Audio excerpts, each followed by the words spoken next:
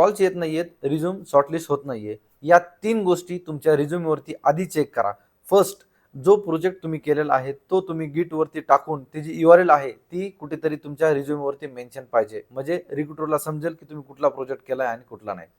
At least 2 project तर तुम्ही टाकले पाहिजे. Second, clear career summary. तुम्ही ॲक्टिव्हली लर्निंग, कुठे तुम्ही टेस्टिंगला, डेव्हलपमेंटला बघताय, okay, looking for real world exposure वगैरे हे कुठं तुम्ही टाकलंय का ते बघायचं. करियर रिलेटेड तुम्ही काय काय मेन्शन करताय, काहीतरी वर डिस्क्रिप्शनमध्ये टाकताय, काही बोल्डमध्ये टाकत नाहीयेत किंवा वन लाईनर स्टेटमेंटमध्ये टाकत नाहीत, काहीतरी पॅराग्राफ टाकताय, असं करू नका. एकदम क्लिअर समरी असली पाहिजे तुमची. Third, skill section. स्किल सेक्शनमध्ये तुम्ही टूल्स यूज करताय, जे टूल्स यूज करताय ते टूल्स मेन्शन करा. व्यवस्थित तुम्ही ज्या स्किलवरती काम केलंय, तुमच्या रोल्स रिस्पॉन्सिबिलिटीज व्यवस्थित मेन्शन करा तुम्ही.